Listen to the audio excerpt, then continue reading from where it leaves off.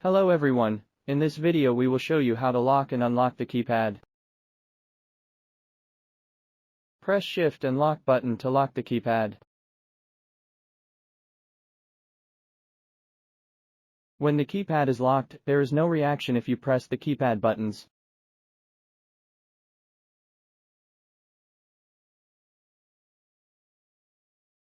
Press Shift and Lock button again and you can unlock the keypad. When you connect the device to PC software or app, the keypad will be locked automatically.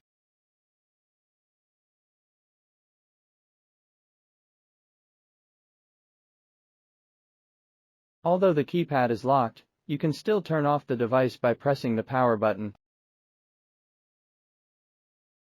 Restart the device, the keypad is unlocked.